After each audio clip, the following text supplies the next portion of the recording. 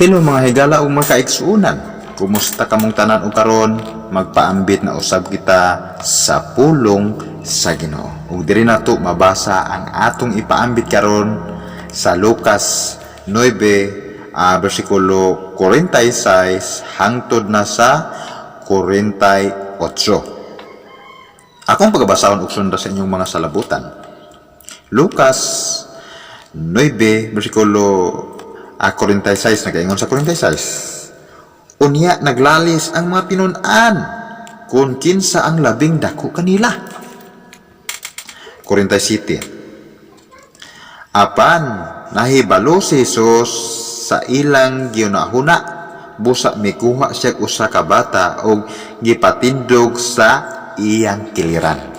48. Og mingon siya kanila, ang modawat ni ining bata sa akong ngalan, modawat kanako, og ang modawat kanako, modawat usab kaniya nga nagpadala kanako.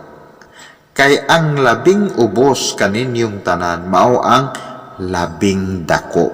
Mao kana nga atong ipaambit karon nga higala o makaigsunan nga bersikulo. So kani nga bersikulo nga ato karon nga ipaambit mga higala igsuon. Kabahin kini kung kinsa ang labing dako. Kinsa ang labing dako. So, ang mga tinun-an sa Ginoo naglalisay sila kung kinsa ba gayud ang labing dako kanila. Naglalisay sila ba? So, ato ang ikuan karon sa panahon. Ato ang i-apply karon nga panahon na adyapon kini. Na? Kana di ay mga tao magsigig debatihay kinsay tinuod, di ba? Kami tinuod, kamu sayop, di ba? Naadya po na karon sa atong kapanahonan. Dili nato tingadaan kay bisan sa unang panahon nga naa pa sa Ginoo, nagpakatao pa ang atong Ginoong Hesus naan ra gihapon na. So, dili nato katingadaan karon mga higala igsuon nga naay mga pagdebate, naay pagsupakay, di ba? Sa ilang mga doktrina spikas, sa doktrina po spikas, so supakay. Pero maging wise sa mga kabrads, di ba? Ang mas maayo o mas labing maayo natong buhaton magbasa ra gyud ta sa Biblia. So, nagaingon diri sa Lucas 9:46 nagaingon. Unya naglalis ang mga tinun-an kung kinsa ang labing dako kanila. So, ang iyang mga tinun-an So, sa iyahaning mga tinun-an nga naglalis kung kinsa kanila ang labing dako, di ba? So, diri sa 40 City, apan nahibalo si Jesus sa ilang ginahuna, busa may kuha siyag usa ka bata og gipatindog sa iyang kiliran. So, sa ginahuna sa iyang mga katawhan, sa iyang mga disciple, sa iyang mga apostoles, nahibal-an na ang ilang gipanghuna-huna. So, ang Ginoo, dili gayud siya tao lamang. Nabalo siya sa huna-huna sa tanang katawhan. So, meaning Dios siya nga nagpakatao. Si Ginoong Hesus, Dios siya, gikan siya sa amahan ug nagpakatao diri sa maong atong ipuy-an karon nga maong giingong kalibutan, di ba? So nahibal-an na sa Ginoo nga naglalis ang iyang mga tinun-an kabahin kung kinsa ang labing dako kanila, di ba? Nabalaan na sa Ginoo, di ba? Apa nahibalo si Jesus, so, nabalo na siya. Mauni ilang ginistoryahan kinsa gayud ang labing dako, di ba? Nabalo na si Ginoong Hesus, apa nahibalo si Jesus, di ba? Sa ilang gihuna-huna, sa paghuna-una palangdaan sa iyang katawhan sa mga tao, nahibalo na ang atong Ginoo tungod kay dili lamang siya 100% tao lang. Nagpakatao lang ang atong Ginoo aron pagluwas ka nato mga higala o mga kaigsunan. Muna tinawad mga higala igsoon, diba? Apa nahibalo si Jesus sa ilang gihuna-una, busa may kuha siya usa ka bata o gipatindog sa iyang kiliran. So gipasabot niya, giparabol or gipamaagihan niya og bata aron masabtan sa iyang mga tinun-an, di ba? So ang bata gihimo niyang pamaagi aron masabtan gayud sa iyang mga tinun-an. So unsa bay pamaaging kaning ngano nga kanimang bata mao iyahang gihimong ilustrasyon o gisimbingay ana, di ba? Di ba? Apa nahibalo si Jesus sa ilang ginuna. Busa may kuha siya usa ka bata o gipatindog sa iyang kiliran. So diri sa 48 ngayon, ug miingon siya kanila, ang mudawat niining bata sa akong ngalan mudawat kanako, ug ang mudawat kanako mudawat usab kaniya nga nagpadala kanako. Lisod-lisod sabton mga galagso, di ba? So ngayon nga ang mudawat aning bata nya ang bata biya wala pa ba nay kaalam, wala pa na ka eskwela, di ba? Ang lamong lang ng istorya ng bata, timan inya niya mga galagsoon nga ang bata wala pa na ka eskwela, apan nag-ingon ang atong Ginoo, kinsa ang mudawat niining bata nagdawat usab kanako. Diba, no? Ato adjud nga hinayon ni og pagsabot diri sa 48. Ug miingon siya kanila, ang mudawat niining bata sa akong ngalan mudawat kanako. Sa to pa, kung imong gidawat ang bata, gidawat nimo tong mga ato jud nga sabton, imong dawaton katong ubos kaayo og kahimtang. For example, adunay tawo nga nagpaambit sa pulong sa Dios nga wala ka eskwela, di ba? Dawatan ay galagsuon kay kana siya dili na iyahang kabubuton, kundi gihatag na siya sa Dios, gipasangyaw na siya sa Dios. Dawatan na ayaw katawi, ayaw nga imuha nung katawan. Kay nag-ingon ang Ginoo ba nga kung kinsa ang mudawat aning bata nagdawat kanako. So mga sa motor mga panahon mosangyaw ka sa pulong sa Dios nya wala kay eskwelahan, wala kay diploma, katawan ka, apan ang Ginoo ipatkuan na siya, di ba? Ug kuan pa tuuhin na o dawatan na iyahang ginaistorya. Unsa man na iyahang ginaistorya karon sa imuhang panghuna kalataw-an iyang istorya, apan dawata siya matud sa Ginoo.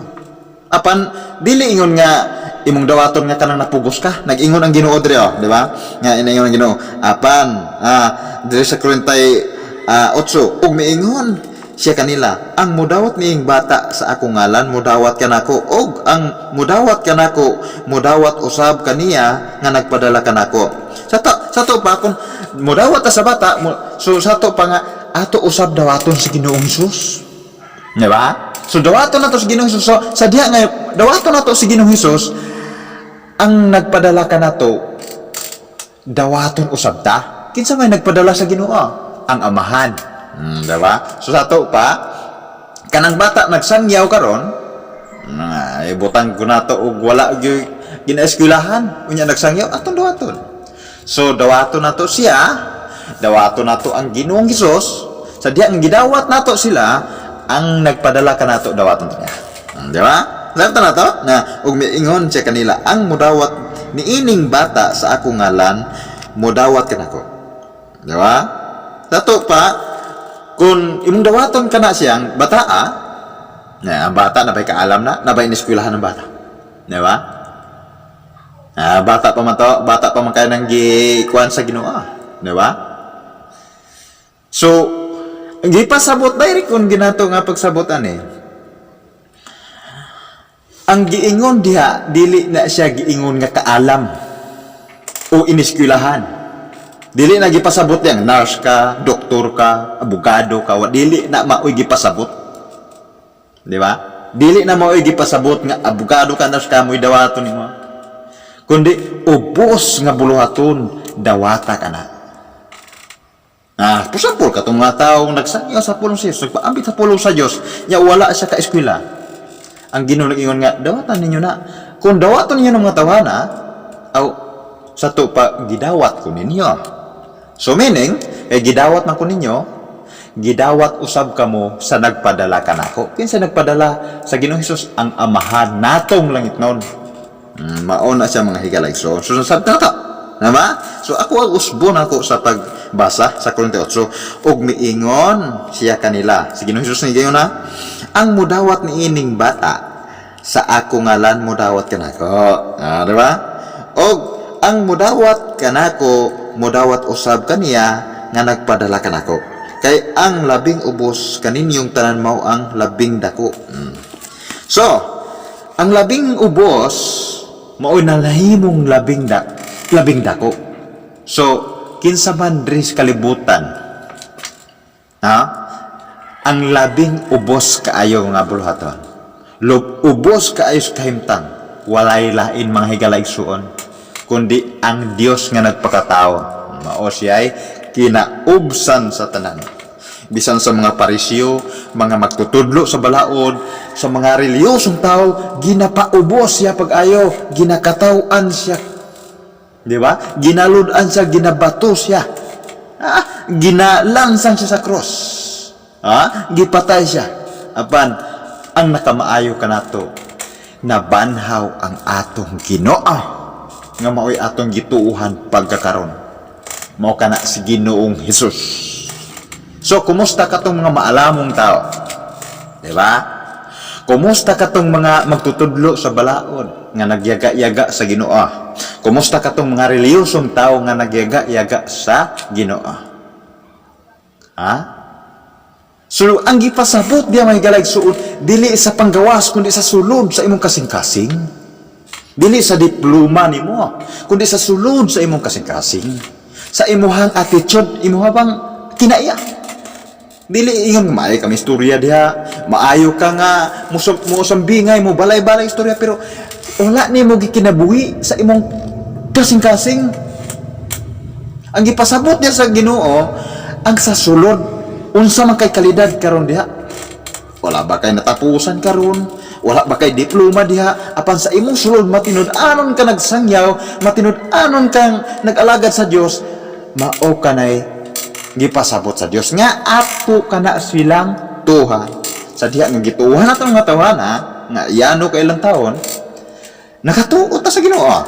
Sa diha nga nituot ta sa Ginoo, gidawat ta sa nagpadala sa Ginoo, ang Amahan natong ina. Di ba? Sa tanto mga eleksyon. So sa to pa, direct ko na to nga pagsabot ni Hiyo na, kinsa tong labing ubos maoy nahimong dako nya. Kinsa man na diri sa kalibutan, walay lain kundi si Ginoong Hesus laman. So kay si Ginoong Hesus man ang labing dako sa karon, so ang iyang mga pulong maoy atong ikinabuhi, maoy ato ang sundon. Dili ka ng reliyon, nga baya mga reliyon baya nga ila yung ipatuman ng ilahang bisan wala ga istorya ang Ginoo. Di ba ila yung ipatuman? So kinsa may atong tumano? Ang pulong sa Ginoo, di ba? So walay problema na mga higalayson, abot ang panahon nga na magwali nga wala jud ka eskwela, wala katapos nagpaambit. Siguro katawaan siya, tisnisan siya, kay iyahang mga pinulungan makalatawaan. Kaya katawaan man ginas mga malamon. Kaya matod pa sa mga maalamon, ang tao wala ka eskwela nga sa mga theology, Bible school na, ang ilang una-una mo na siya, nanapod ang tao, nagkuha na po siya kaning, nagtestimony na po siya iyang kinabuhi. Tinawad na mga higalayson, kita ang mga wala ka eskwela, gigrasyahan, pure nga grasya, o kaluoy lamang sa Dios, testimony ni alang kanila. Apan sa ato ang i-process o ipangayo sa Ginoo nga kaning atong testimony, kaning atong kinabuhi nga bilang testimony sa mga maalamon atong ampingan. Di ba? Ato ipangayo sa Ginoo nga tagaan patag ginaalam og kahibalo sa Ginoo. Kay kaning ato grasya nga pure ni. Wala ni siya sagol. Pure ni siya nga kaluoy laman sa Dios. Di ba? Wala guta ka eskwela, wala guta ka abot diha, di ta kabalo mo Tagalog, English nganong nisangyaw ta tungod na sa kaluoy ug sa grasya sa Dios. Unsa diha ang giingon sa Ginoo? kinsa katong magpaubos siyang kugalingon ipatas. Diba? Mo ni siya, kinsa tong labing dako? Katong nga ulipon. Kinsa may ulipon diri? Nagpaulipon ang atong Ginoo bisan siya Dios, nagpatao, nagpakaimo, nagpakapobre aron kita madato. Nasabda to may gilagsoon. So, kinsa tong labing ubos mo ipadako? So si Ginoong Hesus nagpaubos siya, tagalangit siya, nagpaubos. So walay laing dako nato dire. Dili reliyon, dili pundok. Di ba? Kundi ang dako nato si Ginoong Hesus ug wala na ilain pa. Salamat mga higalaigsoon naot nga na pumigamay nga sabtan ang pulong sa Ginoong Hesus mag-uban kanunay sa atong kinabuhi. Amen ug amin. Dalaygon ang Dios.